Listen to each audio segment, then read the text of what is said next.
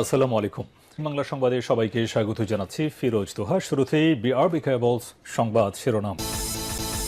ইন্না লিল্লাহ। পুরো মধ্যপ্রাচ্যে আবারও ভয়াবহ তৃতীয় বিশ্বযুদ্ধ শুরু হয়ে গেছে। মার্কিন যুক্তরাষ্ট্র ইরানের বিরুদ্ধে নৌ অবরোধ ঘোষণা করার পর ইরানও পাল্টা প্রতিক্রিয়া হিসেবে হরমুজ প্রণালী বন্ধ করে দিয়ে হরমুজ প্রণালী যুদ্ধ জাহাজে তারা আক্রমণ চালিয়েছে এবং বিভিন্ন দেশের তেলবাহী ট্যাংকারে গুলিবর্ষণ করেছে ইরান। এর ফলে মধ্যপ্রাচ্যে আবারও ভয়াবহ একটি তীব্র সংঘাত সৃষ্টি হয়েছে। দখলদাররা কোনোভাবেই ইরানের বিরুদ্ধে জিততে পারছে না। তারা যুদ্ধবিরতির নাটক করতে চেয়েছিল, কিন্তু ইরানের কাছে সবকিছু ধরা পড়ে গেছে। এখন আমেরিকা এবং ইহুদিবাদী ইসরায়েলকে চরমভাবে শিক্ষা দিচ্ছে ইরানের ইসলামী বিপ্লবী গার্ড বাহিনী। কোনোভাবেই দখলদারেরা আসলে কোনো কিছুই করতে পারছে না। সমস্ত পরিস্থিতি ঘুরে গেছে। দখলদারেরা শুরু থেকে যে ধরনের কার্যক্রম চালিয়ে যেতে চেয়েছিল সেটি পুরোপুরি ব্যর্থ হয়ে গেছে।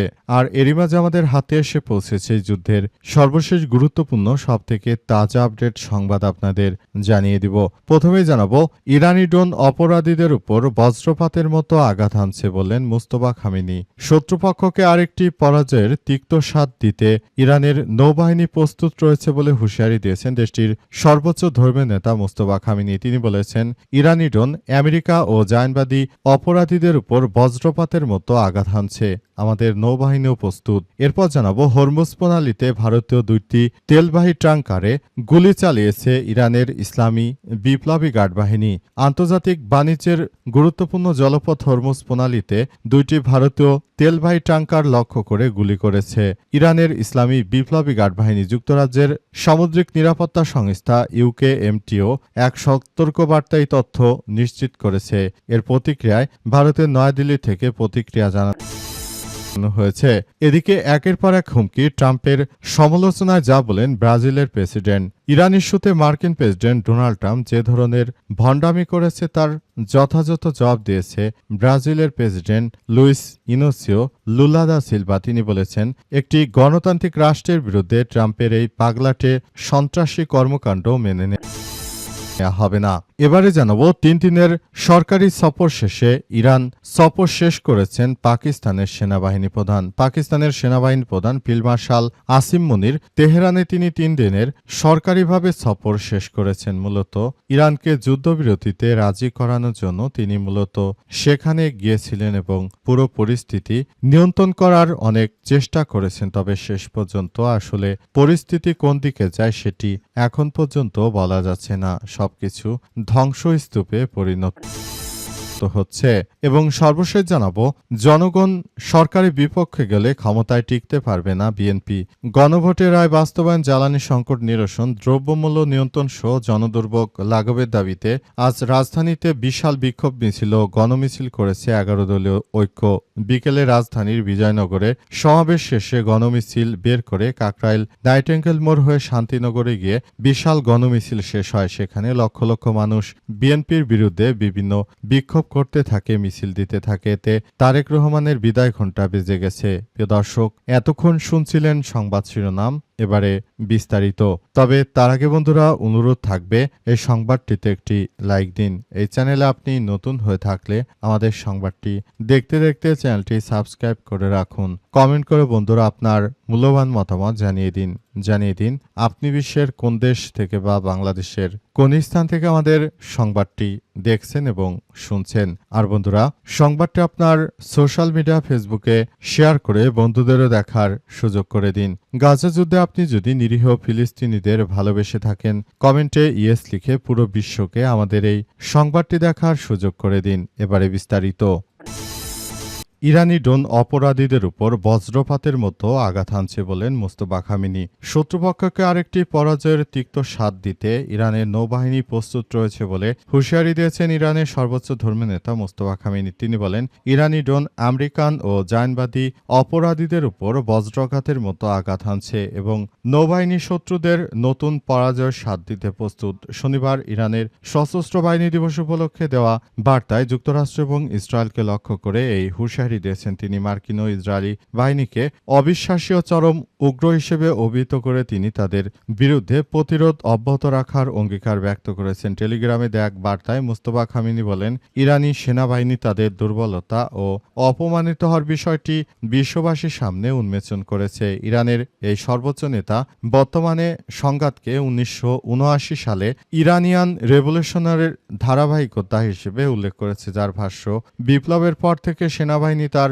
সঠিক অবস্থানে রয়েছে এবং এটি জনগণের হৃদয়ে একটি সবথেকে ভালো সংগঠন হিসেবে কাজ করছে। সবাই ইরানের সেনাবাহিনীর পক্ষে রয়েছে এবং সবাই ইরানের ইসলামী বিপ্লবী গার্ড বাহিনীর পক্ষে রয়েছে এবং তারা সবাই ইরানের ইসলামী বিপ্লবী গার্ড বাহিনীর হয়ে কাজ করছে, যেটি তাদের দেশের জন্য অত্যন্ত গর্বের একটি বিষয়। মোস্তফা খামেনি আরও জানিয়েছেন যে তার বাবা যে তিল করে যে রাষ্ট্রটি দেশের জনগণের ভালোর জন্য গড়ে তুলেছেন, এই রাষ্ট্রটি ভবিষ্যতে অনেক ভালো অবস্থানে যাবে। এই রাষ্ট্রটি জায়নবাদীরা চাইলেই তছনছ করে দিতে পারবে না। এজন্য ইরানের ইসলামী বিপ্লবী গার্ড বাহিনীর সদস্যরা তারা যথাযথভাবে কাজ করছে এবং পুরো পরিস্থিতি দখলদার ইসরায়েলি বাহিনীর বিরুদ্ধে চলে যাচ্ছে এবং পুরোপুরি সবকিছু ধ্বংসস্তূপে পরিণত হচ্ছে। দখলদারদের যেখানেই পাচ্ছে সেখানেই তাদেরকে কতল করছে ইরানের ইসলামী বিপ্লবী গার্ড বাহিনীর সদস্যরা। তারা কোনোভাবে ইহুদিবাদীদেরকে ছাড় দেবে না বলে নিশ্চিত করা হয়েছে। পরিস্থিতি যতই জটিল হোক না কেন, দখলদারদের মাটির সঙ্গে মিশিয়ে দিচ্ছে ইরানের ইসলামী বিপ্লবী গার্ড বাহিনীর সদস্যরা। তারা দখলদারদের যে কোনো মূল্যে এই হত্যাকাণ্ডের জন্য তাদের উপর প্রতিশোধ নেবে বলে নিশ্চিত করা হয়েছে এবং সবকিছুর জন্য তারা জায়নবাদীদের বিরুদ্ধে এই কার্যকর পদক্ষেপ নিয়েছে। ইহুদিবাদীদের বিরুদ্ধে ইরানের ইসলামী বিপ্লবী গার্ড বাহিনীর সদস্যরা তারা কোনোভাবেই দখলদারদের ছাড় দেবে না। হরমুজ প্রণালীতে তেলবাহী 2টি ট্যাঙ্কারে গুলি করল ইরান। হরমুজ প্রণালীতে ভারতের 2টি তেলবাহী ট্যাঙ্কারে হামলা করেছে ইরানের ইসলামী বিপ্লবী গার্ড বাহিনী। ইরানের পক্ষ থেকে জানানো হয়েছে যে তারা হরমুজ প্রণালীতে যখনই ব্লকেড দিয়েছে তারপরই সেখানে ভারতীয় এই জাহাজগুলি আসার চেষ্টা চালিয়ে যাচ্ছে। এরপরই এই জাহাজগুলোকে লক্ষ্য করে তারা আক্রমণ চালাতে বাধ্য হয় এবং আক্রমণ করে সবকিছু তছনছ করে দেওয়া হয়েছে। মধ্যপ্রাচ্য জুড়ে দখলদার ইসরায়েলি বাহিনী যে ধরনের কার্যক্রম শুরু করেছে এটি কোনোভাবেই গ্রহণযোগ্য হতে পারে না। সারা বিশ্ব জুড়ে দখলদার ইসরায়েলি বাহিনীর বিরুদ্ধে সব ধরনের কার্যক্রম শুরু করেছে এবং সবকিছু তছনছ করে দিয়েছে। পুরো বিশ্ব জুড়ে দখলদার ইসরায়েলি বাহিনীকে একদম মাটির সঙ্গে মিশিয়ে দিয়েছে ইরানের ইসলামী বিপ্লবী গার্ড বাহিনীর সদস্যরা। পরিস্থিতি এতটাই জটিল আকার ধারণ করে যে দখলদারদের একদম ধূলিসাৎ করে দিয়েছে ইরানের ইসলামী বিপ্লবী গার্ড বাহিনীর সদস্যরা। এর জন্য দখলদারেরা আসলে কোনো কিছুই করতে পারেনি, তারা পুরোপুরি ইরানের কাছে ব্যর্থ হয়ে গেছে। হরমুজ প্রণালী দিয়ে যাতায়াতকারী সমস্ত জাহাজগুলোকে ইরান নিজেদের কন্ট্রোলে নিয়ে গেছে এবং এতে ইহুদিবাদী জায়নবাদীরা চরমভাবে ধরাশায়ী হয়েছে ইরানের হাতে তারা ধরাশায়ী হয়ে সবকিছু একদম ধূলিসাৎ করে দিয়েছে এবং পুরো পরিস্থিতি একদম জায়নবাদীদের বিরুদ্ধে চলে গেছে, সবকিছু তছনছ করে দিয়েছে। ভারতীয়রা এতদিন ধরে যে গর্ববোধ করত সেটি ধ্বংস করে দিয়েছে ইরানের ইসলামী বিপ্লবী গার্ড বাহিনীর সদস্যরা। যে কোনো মূল্যে তারা ভারতের বিরুদ্ধে কার্যকর পদক্ষেপ গ্রহণ করেছে এবং সবকিছুর জন্য এই জায়নবাদীদেরকে একদম ধূলিসাৎ করে দিয়েছে ইরানের ইসলামী বিপ্লবী গার্ড বাহিনীর সদস্যরা।